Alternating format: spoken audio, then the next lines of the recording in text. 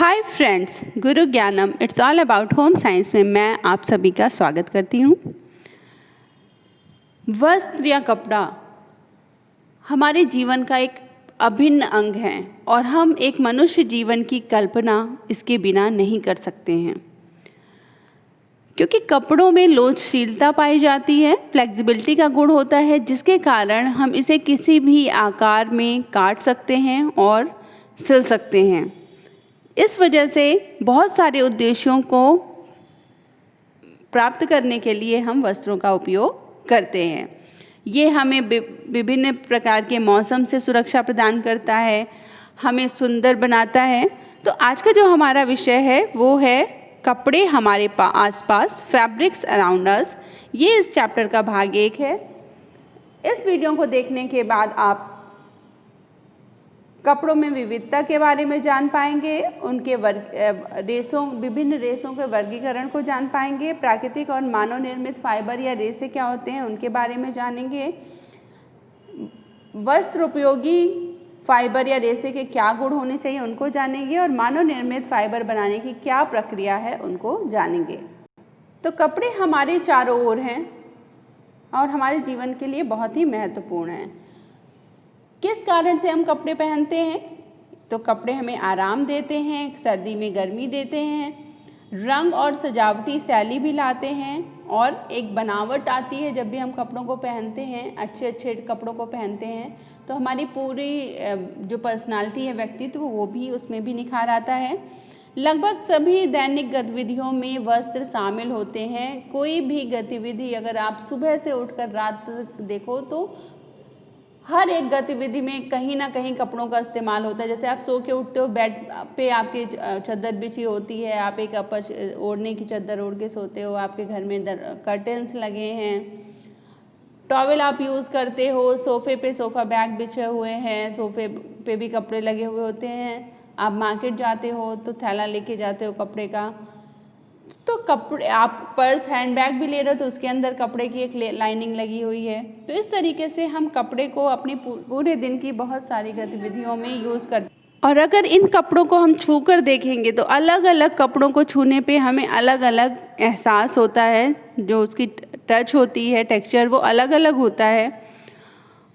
चाहे आप घर के ही सारे कपड़े देखिए, सुबह से लेकर रात तक, पर्दे के कपड़े बिल्कुल छूने में अलग होंगे, किचन के डस्टर अलग होते हैं, पोछे के कपड़े छूने पे अलग एहसास देते हैं, दरी का अलग एहसास होता है। तो कपड़े वजन और मोटाई में विभिन्न प्रकार के होते हैं तथा उनका हम चयन कैसे करें ये उनके उपयोग पर निर्भर करता है। जैसे कि आप अपने स्कूल के लिए यूनिफॉर्म बना रहे हैं तो आप कॉटन का कपड़ा प्रेफर करेंगे, पसंद करेंगे लेना। आप एक पार्टी के लिए ड्रेस बना रहे हैं तो आप शिफॉन, जॉर्जेट या सैटिन ऐसे कपड़ा लेना पसंद करेंगे। क्लियर? किसी भी कपड़े की मूल इकाई फाइबर या रेशा होता है, जिसको हम रेशा भी कहते हैं। बहुत बार ये शब्द आपने सुने होंगे और आपने शायद देखा भी हो। नहीं देखा हो तो आज एक आपको क्या काम करना है, कपड़ा लेना है, पुराना कोई भी पड़ा हो आपके पास। अगर कोई ऊन का कपड़ा पड़ा हो, वुलन हो जो फट रहा हो, तो वो ज़्यादा अच्छा होगा, थोड़ा इजी होगा आपको करने में। उसके बाद जब आप उसको खोलेंगे तो आप देखेंगे खोलने पर धागे निकलेंगे, यार्न्स जिसे हम कहते हैं, या धागा। और उन धागे को जब हम अनट्विस्ट करेंगे, उनकी ऐंठन को खोलेंगे, तो हमें छोटे छोटे छोटे छोटे फाइबर्स नज़र आएंगे। वो फाइबर, वो रेशा, ये किसी भी कपड़े की बेसिक यानी मूल इकाई है। और सभी सामग्री, फाइबर, यार्न और कपड़ा वस्त्र उत्पाद या कपड़ा या वस्त्र निर्माण कहा जाता है इसको। ठीक है? तो जब दो या दो से अधिक रेशे को आपस में हम जोड़ लेते हैं वो कहलाता है सूत। और सूत को खोलते हैं तो हमें वो वापस से धागा दिखाई देगा, रेशा। ठीक है? तो यानी कि एक कपड़ा बनाने के लिए रेशे की ज़रूरत है, वो मूल इकाई है। रेशे को हम ट्विस्ट करके उसको घुमाव दे देकर यान या धागा बनाते हैं और उस धागे से बुनाई के द्वारा या निटिंग के द्वारा हम वस्त्र निर्माण करते हैं। तो एक बार जब कपड़ा तैयार हो जाता है तो उसके बाद उसको अच्छा दिखाने के लिए यानी तो उसकी सफाई की जाती है, उस पर चमक लाया जाता है, रंग में सुधार किया जाता है, उसकी कई बार स्पर्श करने की गुणवत्ता को बढ़ा दिया जाता है और कई बार उसे और टिकाऊ बना दिया जाता है। तो ये सारे कार्य जो कपड़े को संसाधित करते हैं इनको हम परिष्करण या फिनिशिंग कहते हैं। और आजकल बाज़ार में बहुत तरीके के कपड़े उपलब्ध हैं। एक ही तरीके के रेशे के कपड़ों पर अलग अलग तरीके की परिष्करण देकर उन्हें अलग अलग बनाया जा सकता है। तो अब आइए हम समझते हैं कि कपड़े बनने का प्रकार कैसे कपड़ा बनता है। तो एक वस्त्र के निर्माण में सबसे पहले तंतु लिए जाते हैं। तंतु बहुत छोटे छोटे स्ट्रक्चर होते हैं, कम लंबाई उनकी होती है और विभिन्न तंतुओं को जोड़कर एक धागा बनाया जाता है, यान जिसे हम कहते हैं या धागा कहते हैं, इस तरीके का। और उन धागों से बुनाई कर कर दो तरीके की होती है, या तो वीविंग की जाती है, उसको भी बुनाई कहते हैं, या बुनाई में इंटरलेस किया जाता है, एक नीचे ऊपर करके इंटरलेस किया जाता है, या लूप बना के एक दूसरे से जोड़ा जाता है, तो वो कपड़ा बन के तैयार हो जाता है। और इन कपड़े को जब हम कटिंग करके स्टिचिंग करके इनसे हम कोई भी गारमेंट बना सकते हैं, कोई भी परिधान बना सकते हैं, किसी और पर्पज़ के लिए भी इस्तेमाल कर सकते हैं। तो ये पूरा एक वस्त्र बनने का तरीका है, तंतु से धागा और धागे से कपड़ा और कपड़े से परिधान।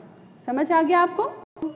हर एक रेशा वस्त्र निर्माण के काम नहीं आता है। बहुत सारी चीज़ों में रेशे होते हैं लेकिन वस्त्र निर्माण उनसे नहीं हो सकता है। तो उसमें किसी भी रेशे में वस्त्र निर्माण का गुण होने के लिए उसमें कुछ गुण होने बहुत ज़रूरी हैं। तो फाइबर का जो गुण होगा, रेशे का जो गुण होगा, वही अंतिम कपड़े का गुण होता है। और एक फाइबर के लिए वास्तव में महत्वपूर्ण और उपयोगी होता है कि वो बड़ी मात्रा में उपलब्ध हो, तभी वो और किफ़ायती हो। नहीं तो वस्त्र अगर ज़्यादा मात्रा में उपलब्ध नहीं है कोई भी रेशा, तो उनसे वस्त्र निर्माण नहीं हो सकता है।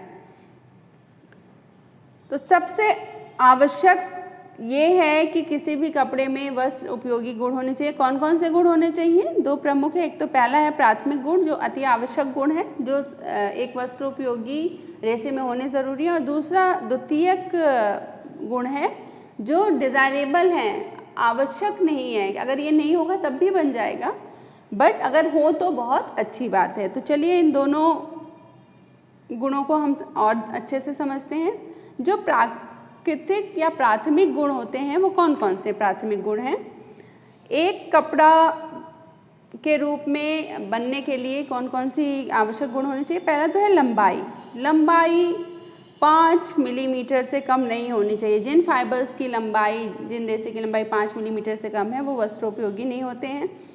स्ट्रेंथ यानी मजबूती पर्याप्त मात्रा में होनी चाहिए, क्योंकि जो मजबूती रेशे की होगी वही तैयार कपड़े में आएगी। और हम कई कपड़े ऐसे होते हैं जो बहुत मजबूती जिनमें होनी ज़रूरी है, जैसे हम रोज़मर्रा के कपड़े जो पहनते हैं, या हमारे जो लंबे समय तक चलने वाले जैसे पर्दे के कपड़े हैं, चद्दरें हैं, तो इनमें मजबूती होनी ज़रूरी है। तो एक पर्याप्त मजबूती होनी चाहिए।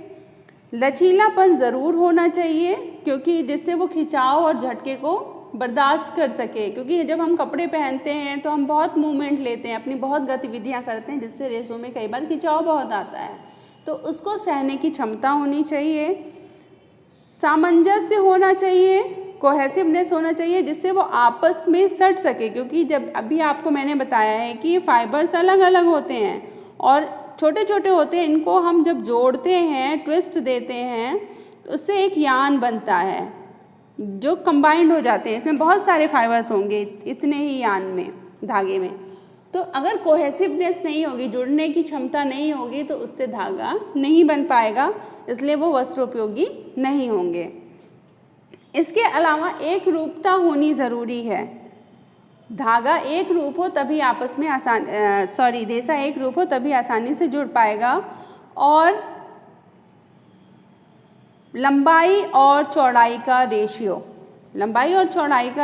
कपड़े में बहुत ज़रूरी है। छोटे तंतुओं को, जिनको हम स्टेपल फाइबर कहते हैं, अभी आगे हम पढ़ेंगे, और लंबे तंतुओं को हम फिलामेंट फाइबर कहते हैं। तो छोटे तंतुओं की अपेक्षा लंबे तंतुओं को कपड़े बनाने के लिए ज़्यादा अच्छा माना जाता है। स्टेपल फाइबर से, जिनका लंबाई कम होती है, उनसे बहुत अच्छी क्वालिटी का कपड़ा नहीं बन पाता। तो इसलिए एक लंबाई चौड़ाई में अच्छा अनुपात होना भी बहुत ज़रूरी है।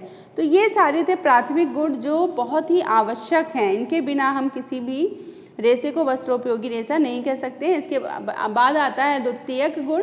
द्वितीयक गुण कौन कौन से होते हैं? जो वांछनीय नहीं है, लेकिन अगर हो तो बहुत ही अच्छा है, कपड़ा और सुंदर बनेगा, खरीदने, उसका रख रखाव उससे प्रभावित होगा और लोग ज़्यादा खरीदना पसंद करेंगे। वो है, एक भौतिक आकार उसका अच्छा होना चाहिए, लोचमय होना चाहिए, लचीला होना चाहिए जिससे स्ट्रेच हो सके, ज्वलनशीलता और अदर जो ताप प्रतिक्रियाएं हैं वो भी, थर्मल रिएक्शंस, वो भी अच्छे होने चाहिए, घनत्व बढ़िया होना चाहिए, चमक होनी चाहिए, लस्ट्रस होना चाहिए, रंग अच्छे होने चाहिए, रेशों में कोमलता होनी चाहिए और अपनी नमी को फिर से हासिल कर सके और अपने शेप को फिर से हासिल कर सके, यानी पुनरुत्थान हो सके। अगर आप बैठ कर उठ रहे हो, कुछ बदलाव आया है, वो वापस से अपने शेप में वापस आ जाए। तो ये हैं इसके द्वितीयक गुण। इसके अलावा और भी बहुत सारे गुण पाए जाते हैं जो कपड़े के चयन को प्रभावित करते हैं, जैसे कि रसायन के प्रति प्रतिरोधकता, जीवाणुओं से कितना वो अपने आप को बचा पाता है। ये सारे गुण हो तो बहुत अच्छा है। अब हम रेशों के प्रकार के बारे में पढ़ेंगे। रेशे को अलग अलग तरीकों से वर्गीकृत किया जाता है। सबसे पहले तो उसके मूल आधार पे, मूल आधार के हिसाब से दो तरीके के हो गए हैं, प्राकृतिक और मानव निर्मित। उसके बाद सामान्य रासायनिक प्रकार पे तीन तरीके के होते हैं, सेलुलोजिक, प्रोटीन और सिंथेटिक रेशे। ट्रेड नेम के हिसाब से पॉलिएस्टर, जैसे टेरीन, डेक्रॉन, ये हो गए।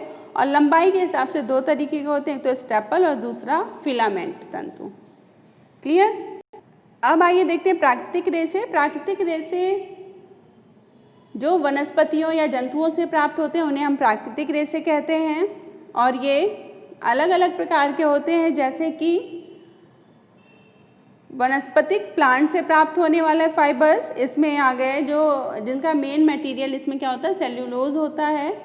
पेड़ पौधों में सेल्यूलोज होता है। इसमें बीज के रेशे, जो बीज और फलों से प्राप्त रेशे होते हैं, या पत्तियों से लीफ रेशा कहलाता है, जैसे अनानास या सीसल। और जो सूती कपड़े हैं, कॉटन, वो बीज के रेशे हैं। इसके अलावा बास्ट फाइबर होते हैं। बास्ट फाइबर जैसे कि फ्लैक्स, रेमी, ये आपके बास्ट फाइबर हो जाते हैं। और फ्रूट फाइबर, कोयर, जो आपको नारियल की आपने जटा देखी होगी वो वाला। उसके बाद आता है जांतव यानी एनिमल फाइबर। एनिमल फाइबर में एनिमल हेयर से होते हैं, जैसे कि वुल हो गया आपका, जानवरों के बाल वाले फाइबर हो गए, और कश्मीरी वुल, लामा, काशा, ये विभिन्न मोहिर, ये सभी प्रकार के भेड़ों से प्राप्त होते हैं। और सिल्क होते हैं जो कि जंतु स्राव रेशा होता है, यानी एक जंतु के स्राव से, रेशम के कीड़े के स्राव से प्राप्त होता है। इसके अलावा कुछ खनिज रेशे भी होते हैं, जैसे आपके हैं अमोसाइट फाइबर हैं, crocodile fibre, tremolite fibre, actinolite fibre, chrysotile fibre. ये जो सारे रेशे जो हैं वो खनिज रेशे होते हैं जो कि मैग्नीशियम और कैल्शियम से प्राप्त होते हैं, जैसे एस्बेस्टस भी इसका एक उदाहरण है। अब इसके अलावा एक और नेचुरल फाइबर है प्राकृतिक, वो है नेचुरल रबर। ठीक है। फिर है मानव निर्मित रेशे। मानव निर्मित रेशे वे होते हैं जिनका उत्पादन के दौरान भौतिक एवं रासायनिक संरचना के साथ साथ उनके गुणों को आवश्यकता अनुसार परिवर्तित कर सकते हैं, क्योंकि वो मानव निर्मित है, हम खुद नहीं बना रहे हैं, वो हम खुद बना रहे हैं, प्रकृति के रूप में नहीं है। तो जो भी उनमें गुण डालने, लंबाई बढ़ानी है, छोटी करनी है, वो हम सब कर सकते हैं। ज़्यादा चमक लानी है वो भी डाल सकते हैं, सफ़ेद का रंग रखना, कोई भी रंग डाल सकते हैं। तो पहले जो फाइबर निर्मित, मानव निर्मित फाइबर था रेशा, वो व्यावसायिक रूप से 1895 ईस्वी में उत्पादित किया गया और जबकि बाकी 20वीं शताब्दी में उत्पादित हुए हैं। सबसे शुरुआती निर्मित जो रेशा है वो गैर रेशेदार सामग्री से बना है, जिसमें वुड पल्प या कॉटन की लुगदी का इस्तेमाल किया जाता था। ये इनको हम सेलुलोजिक फाइबर्स भी इसलिए कहते हैं, रीजनरेटेड सेलुलोजिक फाइबर यानी कि पुनर्निर्मित सेलुलोजिक फाइबर। इसमें आपका रेयॉन आता है जिसको आर्टिफिशियल सिल्क भी कहा जाता है। इसके अलावा दूसरे बड़े समूह में रसायन का उपयोग किया जाता है और बहुत सारे रसायनों को मिलाकर धागा रेशे बनाए जाते हैं। तो रेयॉन पहला मानव निर्मित रेशा है। मानव निर्मित रेशे 5 प्रकार के हो गए। पहला आपका पुनर्जीवित सेलुलोजिक फाइबर, जो प्राकृतिक रूप से प्राकृतिक तत्वों का पुनरुत्पादन करके बनाया जाता है, जैसे कि रेयॉन आएगा इसका उदाहरण। इसमें कुप्रामोनियम रेयॉन, विस्कस रेयॉन या मॉड्यूलर फाइबर्स आएंगे। फिर संशोधित सेलुलोजिक फाइबर, वो फाइबर जो सेलुलोजिक को संशोधित करके बनाया जाता है, जैसे एसीटेट और ट्राई एसीटेट। उसके बाद प्रोटीन फाइबर्स आते हैं इसके अंदर, एजुलॉन, और नॉन सेलुलोजिक फाइबर्स जैसे कि नायलॉन, पॉलिएस्टर, एक्रेलिक और लॉन, स्पॉन्डमैक्स, रबर, ये सारे आएंगे। और कुछ इसके अलावा मिनरल फाइबर्स भी होते हैं, जो खनिज रेशे हम जिनको कहेंगे, जो बनाए जाते हैं। इसमें ग्लास फाइबर आता है और मेटालिक यानी ल्यूरेक्स, फाइबर ग्लास और ल्यूरेक्स। तो ये हो गया क्लासिफिकेशन यानी इनका विभाजन। अब आइए जानते हैं कि बनते कैसे हैं मानव निर्मित फाइबर। मानव निर्मित फाइबर बनाने के लिए, रेशे बनाने के लिए सबसे पहले ठोस कच्चे माल को एक विशिष्ट सघनता वाले के तरल में परिवर्तित किया जाता है, जिसकी कंसिस्टेंसी ज़्यादा होती है उसको तरल फॉर्म में बदल लेते हैं। फिर उसके बाद बहुत सारे स्पिनिंग सॉल्यूशन में उसको डाला जाता है। कच्चे माल का ठोस से तरल में परिवर्तन होना मुख्य रूप से रासायनिक क्रिया होती है। कच्चा माल जो होता है ठोस है, फिर उसको तरल में रूप में बदलते हैं। फिर उस जो घोल है, उचित घोल को सही ताप पर करके उनका एक मिश्रण बनाया जाता है, एक मिश्रण प्रक्रिया होती है। फिर उस घोल को स्पिनरेट में डाला जाता है। स्पिनरेट जो कि बहुत छोटे छोटे छेदों वाला, यहाँ आप देख पा रहे होंगे, या नहीं समझ में आ रहा है तो आपने अपने घर में शावर देखा होगा, जिसमें जब आप शावर ऑन करते हो तो पानी की आपने देखा होगा हर एक छेद से एक धार आती है। ऐसे ही स्पिनरेट भी होता है और उसमें नोज़ल लगी हुई होती हैं। घोल को इस स्पिनरेट के माध्यम से एक पर्टिकुलर दाब द्वारा निकाला जाता है और जिससे निकलते ही बाहर रेशा ठोस में परिवर्तित हो जाता है। आप यहाँ आसानी से देख पा रहे होंगे। और जब ये तंतु ठोस हो जाते हैं तो इन्हें एकत्र कर लिया जाता है और अधिक सूक्ष्मता और अभिन्यास के लिए उनको खींचा जाता है, ताना जाता है। फिर आवश्यकता अनुसार उसमें जो सुधार करने वो सुधार कर दिए जाते हैं।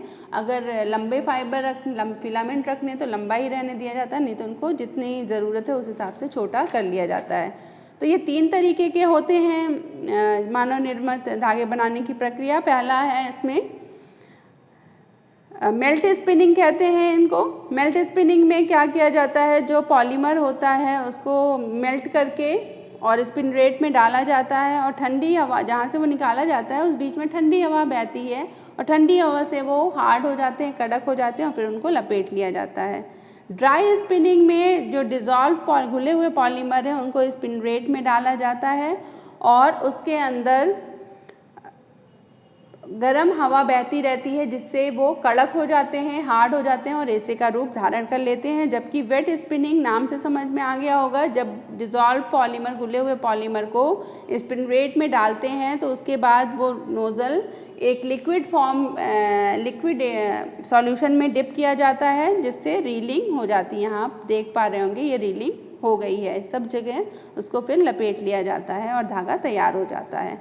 तो ये 3 तरीके के मैन्युफैक्चर्ड फाइबर या मानव निर्मित फाइबर बनाने के तरीके हैं।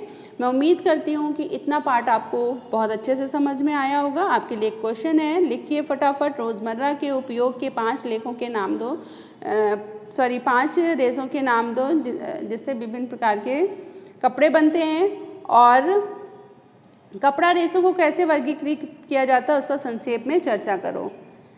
गुरु ज्ञानम it's all about home science देखने के लिए आपका बहुत बहुत धन्यवाद। लाइक, शेयर और सब्सक्राइब करना ना भूलें और बेल बटन ज़रूर दबाएं जिससे फर्दर अपडेट्स मिलती रहे। Thank you.